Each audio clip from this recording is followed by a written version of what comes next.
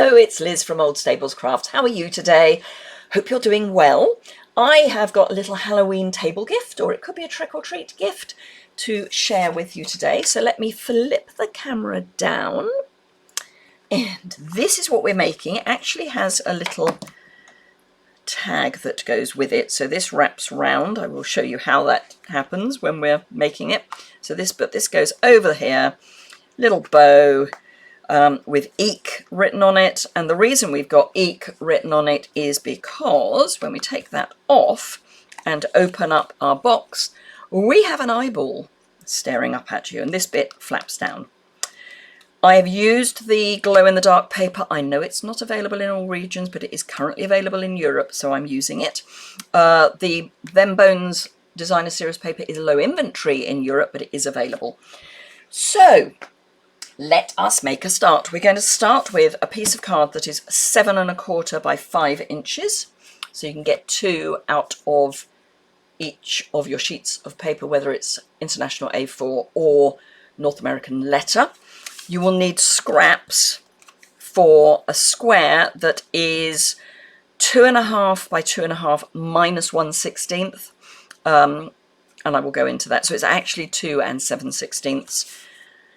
And I will cover the paper, as in I will talk about the paper when we get to it. So let's grab the scoreboard, and with the long side at the top, we're going to score at 3/4 inch, 2 1/4 inches, 4 inches, and 5 1/2 inches. I'm going to turn and score at 1 3/4 and 3 1/4, and then at 4 inches just to that first horizontal, and at 1 inch just at that first horizontal, because this is how we're going to get our diagonal. So that's that. This piece you need to score at 1/2 inch on each side. You can't do 1/2 inch and 2 inches because this is where the score line is going to end up. It's not 2 1/2 inches square, it's 2 7/16 square, and there is a reason for that which we will come to. So let us make this box up first. I'm going to pop in my diagonals. So from here to this cross here, we're going to score, and this is the take your pick score tool, and again here to this cross here, we're going to score like that. Now the box is 1 1/2 by 1 1/2 by 1 3/4, so it's 1 3/4 high. Ooh, burnish, don't forget to burnish, Liz. So burnish all of your score lines. You can't actually burnish this one, but it's a cut line, so it's fine if you don't burnish it. Last one this way, and then these. So let's start by getting rid of the bits we don't need here. So we are going to cut the score line, which is here. This was the one that just went down to the first score line. We're going to cut there, and we're going to cut, can't see it, there we are. We're going to cut on this diagonal. I'm going to go down a bit so I can get right on that diagonal line and cut to the point there. And then we're going to repeat that this side. So cut there, and then again I'm going to go on a bit, and then we're going to cut from that corner to the point there. These bits we can get rid of, so let's get rid of them like that, and like that. These are going to end up as our flaps, so we're going to keep this rectangle. This is a rectangle, these are squares, so we're going to keep the rectangle neat by cutting the score line into the square, and again cut the score line into the square. Same over here, score line into the square and score line into the square. This is the front of the box, so this we want to get rid of. Like that. And here, oh, the sun's just come out. I've got a very bright light over that way. Right, so these are flaps. These are going to come onto here. So I'm going to trim these down first. And then I'm going to wedge them out a bit. So let's just wedge and wedge. Let's straighten that a little bit. It's not really visible when the box opens, but it's my neat and tidiness. Not that my studio is particularly neat and tidy at the moment, but when my box hasn't got a straight line, then I will not be happy. Now, these, we want this to be the bit that goes into the rectangle. So basically, we don't like squares other than this, other than the top and the base. We do not like squares in this project. We like rectangles and diagonals, but we do not like squares.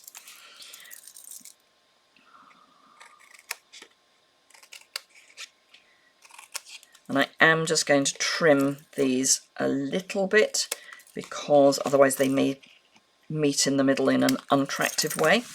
So that's that all trimmed down. Ooh, can't get these little bits done. Right. So I'm going to cover this now because it's easier to cover it now. So what I need to do that are 3 pieces for the top. So these are each cut at no, they're not. Yes, they are. They're cut at 1 3/8 by 5/8. Then I've got a piece for the lid, and I'm using the human skeleton this time. I had the cat on the other one. And then to go round the box, I've got 4 pieces. Sorry, this is 1 3/8 square, and these 4 are 1 3/8 by 1 5/8, and I will be popping them on in the right order. So these are our sides. So I quite fancy having the bat at the front.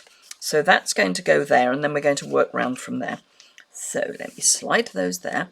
We do need to do some bits with these, but I will do that when we get to that point. So I'm just going to add these with some seal. So just remember that this is the base, so you want the bottom of your paper. So the pattern, if you've got a pattern, needs to have the bottom of it here. Then this is going to be my next piece.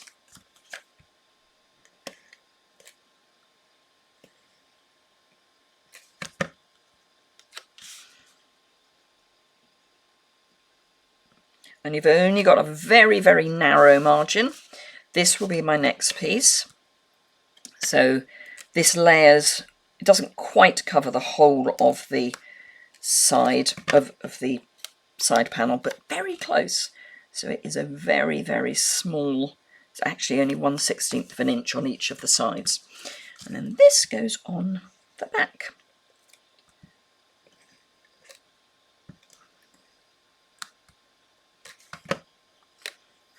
So this lines up with that piece there. Like that. Those are just flaps, so that's easy. This is to go here. This is the front of the box. So we want this with everything facing in the right direction. Let's just do those bits as well. So that goes there. Now I do want to make sure that I get these not so much lined up, but at least so that they are following round, by which I mean this edge has a narrower bit of pattern than the other edge. That's exactly it. So this is going to be the front, So let's make that the front.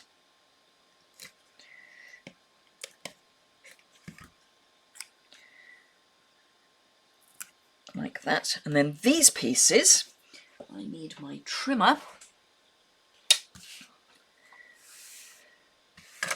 So this one, I want the full width there.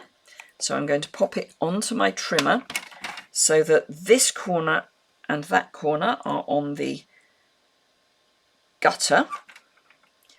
And then just pop your blade into the paper. Don't try and go up to the paper, because if you do that, it will bruise the paper. So that's going to go there. Now you would think that it would be just as easy to do that. Will it actually? No, it won't, obviously, because it's not an angle. So it isn't that easy. So but you could use that on another box. Right, so this one, we want this edge to be the long edge. And again, we're popping that so that it's on that gutter. Come on, stay. Well done. And then the blade goes into the paper and then cuts so you don't bruise your ends. Otherwise you'll get bruised ends, and bruised ends are not pretty. Ooh. Right, so this I'm actually going to stick on with liquid adhesive, because getting that point with seal is very difficult. So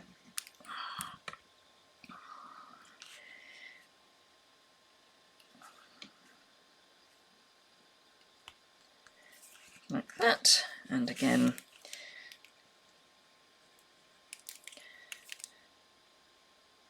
just so that you can get that point.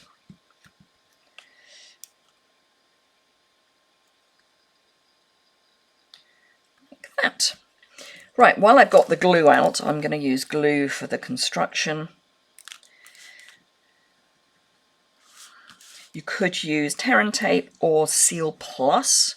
I would be hesitant to use Seal, only because it is a permanent adhesive, but it's not as strong as Seal Plus, tear and tape, or liquid adhesive. So let's pop the front together first. So cut edge to fold, like that, and then cut edge to fold there, and again cut edge to fold,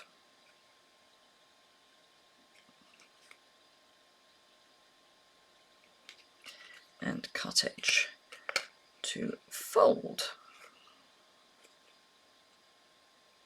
And then I will just make sure that those are well and truly stuck by coming in with my bone folder and just pressing on those tabs.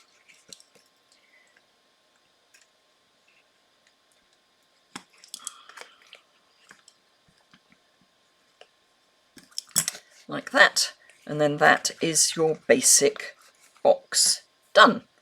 So for the inside box, we need to burnish, and I'm going to do the burnishing before I do the die cutting, only because it just works better that way. Otherwise you can flatten out your score lines, so by making sure you know where they are before you start, always a good plan. So let's bring in my little mini cut and emboss. Now if you want a mini cut and emboss, the blue is still available and is a little bit less than the white one, so unless you desperately want a white cut and emboss, you can save a little bit of money by getting the blue one. So I'm just, pardon the pun, eyeballing where the centre is for my eyeball. And whiz that through.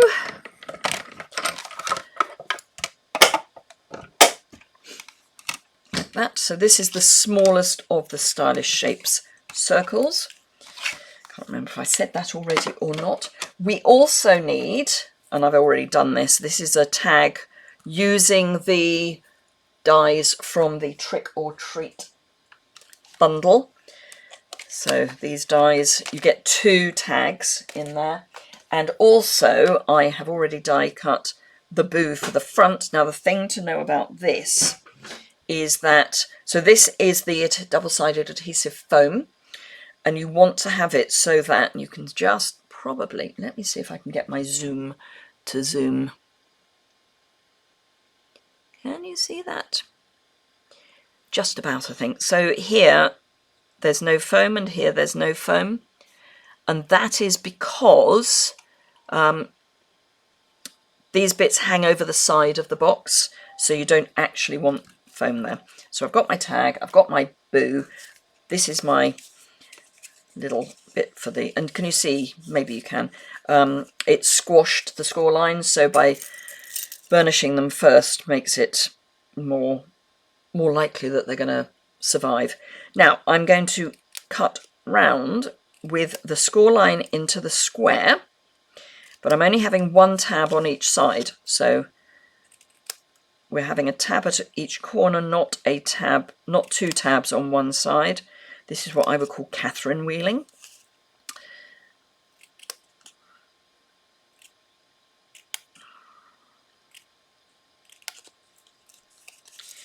And the last one, so the score line goes into the square,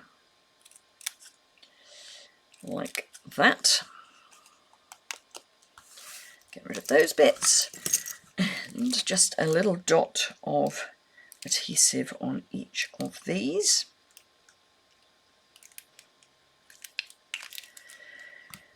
And again, cut line to score line.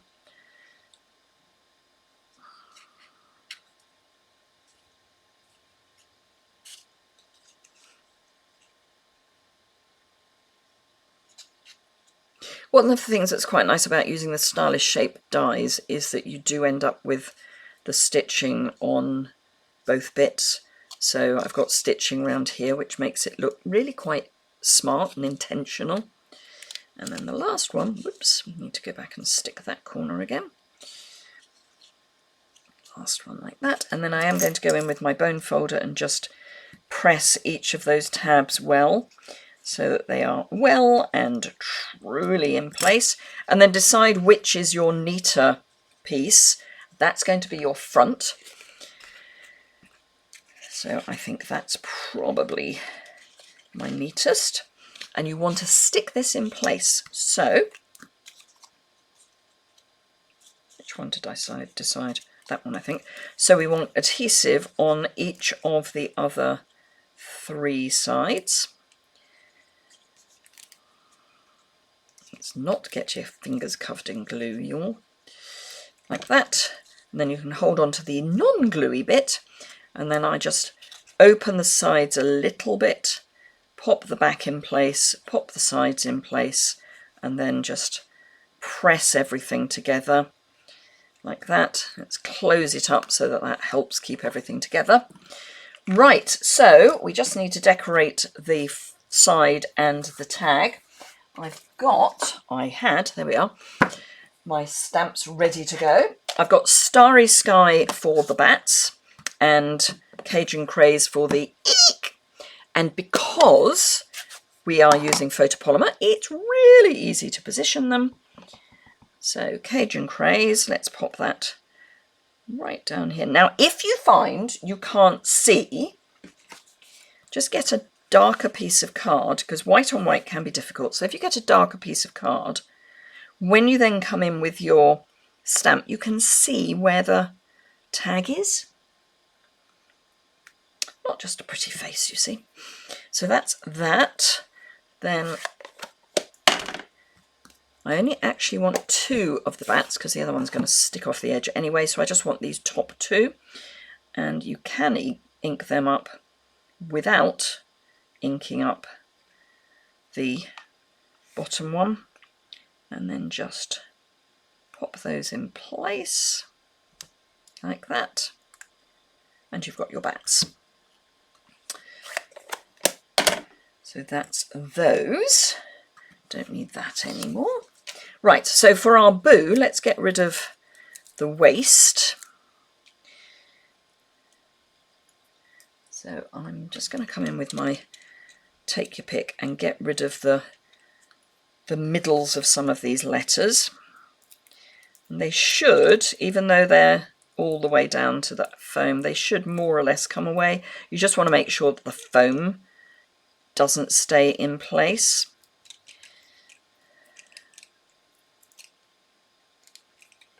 Because you don't want foam in the middle of your letters where you don't want foam. So let's take that off, come on. And then these bits we should be able to just get rid of.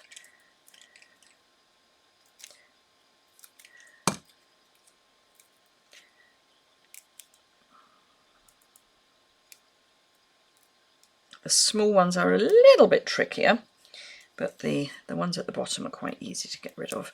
And can you see, hoping you can, that we've got this little gap here and a little gap there. So I can hold this and then I can take my boo and just pop it there. So that will then keep my lid shut, because you tuck the lid underneath so it keeps it shut.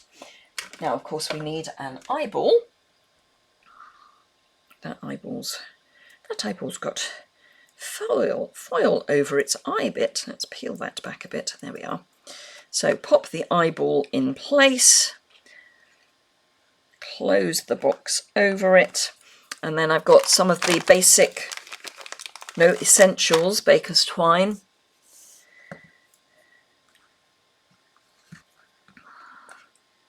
And now you could use the in colour twine, which carried over, but that's white with Starry Sky, and I kind of liked the dark look. So that's going to go, no, wrong way. That's going to go like that. So with the loop, you want to put your tag even, onto your looped bit. So that's the loop, and then tie the bow with the other bit. It's a little bit fiddly, but it's doable.